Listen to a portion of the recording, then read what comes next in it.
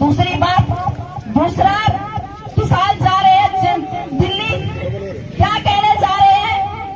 कानून बढ़ेगा, वो कानून क्यों नहीं बढ़ा? हमारे जो 750 किसान शहीद हुए थे, उन हमारे शहीदों को अभी तक सम्मान क्यों नहीं मिला? ये जो बिजली संशोधन बिल है, इस बिल के लिए कहा गया था कि हम इनसे जो स्टेक होल्डर्स है उनसे बात करके इसको संसद में लेके आएंगे। वो क्यों संसद की पटल पे रखा गया बिजली संशोधन बिल? ये जो स्मार्ट मीटर के नाम पे ये लूट मचाई जा रही है, ये लूट, ये तमाम जो चीजें हैं, इनका समाधान जो किसान आंदोलन के समय की थी मांगे, लखीमपुर खीरी के अंदर जिस तरह से अजय मिश्रा टेरी के बेटे ने वो गाड़ी चढ़ाई थी किसानों पे, उनको न्याय नहीं मिला। उन मांगों को लेके किसान जो है दिल्ली जाना चाह रहे थे। भाई क्या तकलीफ है सरकार को? क्यों नहीं जाने देना चाहती दिल्ली?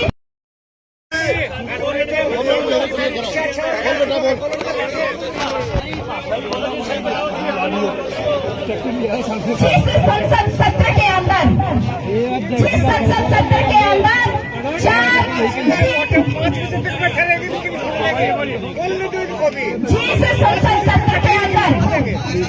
तीन काले कानून खेती के आए थे, उसी संसद सत्र में 4 मजदूरों के भी कानून लाए गए थे। 4 मजदूरों के कानूनों के अंदर क्या लिखा गया? ये कहा गया कि काम के घंटे अब 8 नहीं होंगे, 12 होंगे। भाई क्यों होंगे 12? जब अंग्रेजों के हम गुलाम थे, उस समय पे अंग्रेजों के समय से हमने संघर्ष किया था इस बात के लिए कि काम के घंटे 8 होने चाहिए। 1886 में अमेरिका से आवाज उठी थी, शिकागो से, कि काम के घंटे 8 होने चाहिए। खून बहा के शहादत दे के 8 घंटे कानून को लागू करवाया गया था।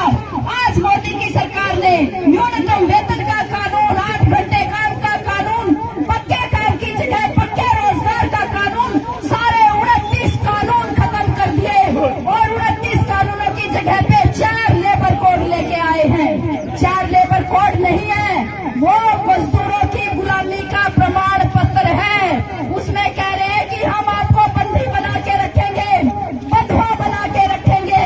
तो हमारे नौजवानों को जो आज बंधुआ बनाने की तैयारी है, एक बात हम सबको अपने दिमाग में से निकालनी चाहिए, वो ये, जब हम किसान और मजदूर कहते हैं तो हम जो है थोड़े अलग अलग बट जाते हैं। अलग अलग नहीं है।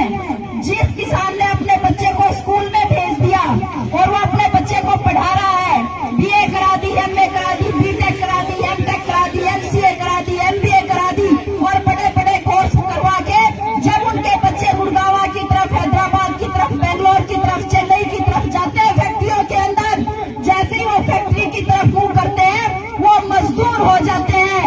और आप यकीन मानिए, आपके इन्हीं बच्चों के लिए जो टाई बेल्ट लगा के जाते हैं, ये कानून लेके आए हैं। तो ये जो है हर किसान के घर में मजदूर बैठा है और मजदूर के घर में भी बहुत सारे ऐसे लोग हैं जो ठेके पे, बांधे पे, साझे पे खेती करते हैं। बहुत सारे मजदूरों के घरों में किसान बैठे हैं। तो ये जो है लड़ाई हमारी सबकी है, साझा लड़ाई है। आज हमारे ऊपर ये संकट आया है कि हमारा जो है देश इसी स्वरूप में बचेगा कि नहीं बचेगा। आज हमारी लड़ाई ये इस रूप में है। देखिए वो क्या प्रचार कर रहे हैं, वो प्रचार ये कर रहे हैं मजदूरों के अंदर, वो ये कह रहे हैं कि किसान मुट्ठी भर, क्या हमारी सरकार को बदल देंगे? सारे किसान रहो अलग और देखो हम प्रचार करते हैं, फिर देखते हैं हम कैसे सरकार बनाते हैं। क्या प्रचार करते हैं वो? जब हम कहते हैं हमें न्यूनतम समर्थन मूल्य की गारंटी दो, तो मजदूरों को जाके बीजेपी RSS वाले कहते हैं कि भाई देखो ये अनाज महंगा करने की बात कर रहे हैं, आप कैसे, आप तो 2 पैसे कमाते हो, आप कहाँ से महंगा अनाज खरीद के लाओगे? तुम तो धन्यवाद करो मोदी का, मोदी तुम्हें 5 किलो अनाज देता, तुम खा लेते हो ना, तो भूखे मर जाते और तुमने किसी को बोलने की जरूरत नहीं है। वो इस तरह से पार करते हैं और किसानों को क्या कहते हैं? ब्लाइंड मजदूरा का क्या कमी है? ब्लाइंड तो देखो राशन कार्ड इनका दे रखा, 5 किलो अनाज इनका देर लाग रहे, इनके पाल का तो उचित पे देर लाग रहे, इनके पाल का स्कूल में किताब भी मिल जाए कार्ड पे अंदर लोन मिल जा, फलाना हो जा, ढिकड़ा हो जा। देखो कितना वोट के में करती है मजदूरा कहते हैं। किसान जमींदार बेचारा क्या करेगा, जमींदार तो मर गया। किसका है ये प्रचार? ये प्रचार है सरकार का, ये नीचे नीचे आरएसएस का प्रचार है और वो इस तरह से हमें बांटना चाहते हैं। मैं यहाँ से ये कहना चाहती हूँ कि हमने बॉर्डर से नारा तो लगा दिया, किसान मजदूर एकता जिंदाबाद, लेकिन गांव के अंदर अभी हमें वास्तविक एकता बनाने में कमी रह रही है और उस कमी को हम सबको मिलकर दूर करना पड़ेगा। और दूर करे बिना हम ये जो बैठ गए आज राज के अंदर, ये धुन है, ये बिल्कुल दीमक अपने देश के लिए, और ये दिन प्रतिदिन अपने देश को चाट रहे हैं और इसको खोखला करके ऐसा छोड़ देंगे कि कुछ समय बाद राज बदल भी गया तो यहाँ पे कोई शांति नहीं रह सकती अपने देश के अंदर। गृह युद्ध जैसे हालात धीरे धीरे बन रहे हैं, खबरें हमारे पास नहीं आ रही है। आप मणिपुर के अंदर देखिए क्या तांडव हुआ, वहाँ पे महिलाओं के साथ क्या हुआ, कितनी मौतें हो गई है। और बीजेपी ने केवल अपनी कुर्सी लेने के लिए पूरा जो पूर्वी भारत है उसके अंदर आग लगा के रख दी है, लेकिन अब तक सूचनाएं नहीं है। तो ये आज हमारे हालात हैं कि सब कुछ तो बिक गया है, सब कुछ जहाँ तक आपकी नजर जाएगी आप किसी भी चीज को देखो बेच दिया गया है। और बेच भी कैसे दिया गया है? अभी पहले तो बेच के पैसे लेते थे, भाई लाओ आ जाओ ये लोग पैसे, वो कहते थे ये चीज हमें दे दो। अब मोदी जी नहीं तो थोड़ा सा पैसा कि भाई आप इस देश को लूटो और खाओ, किसी भी तरह से आप इस देश को, ये आपका देश है और इसी का ये परिणाम है। एक मिनट और मेरी बस के रफ्तार में, इसी का ये परिणाम है आज देश के अंदर कि जो गरीब है, मेहनत कश है, जो कमा के खाने वाले लोग हैं, उनकी आमदनी लगातार गिरती जा रही है और कुछ चंद लोगों की आमदनी बहुत ज्यादा बढ़ गई है।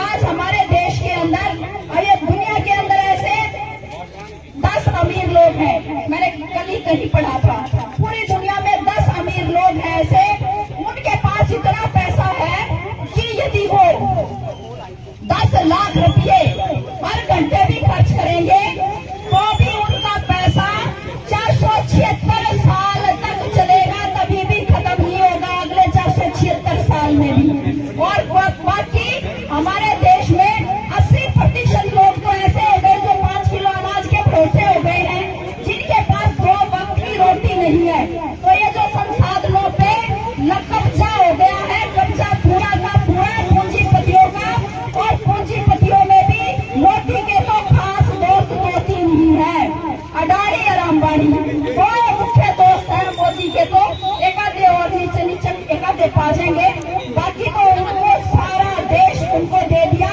और अब ये आया है कि ये जो चुनावी बॉन्ड वाला ये जो था ना, चुनावी चंदे वाला जो कानून था कल रद्द किया है सुप्रीम कोर्ट ने, वो भी ये कह रहे कि इनका बनाया हुआ नहीं था, ड्राफ्ट कहीं से बाहर से बढ़ के आया हुआ था, वो अधिकारियों की भाषा नहीं थी, जिस भाषा में वो लिखा गया था अलग तरह से लिखा गया था।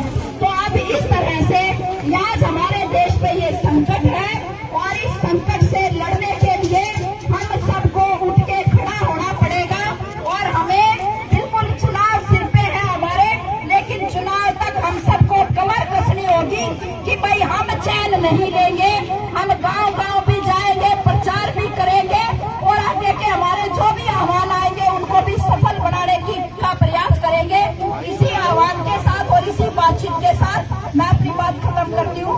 आपने मेरी बात सुनी, इसके लिए आप सबका बहुत बहुत धन्यवाद।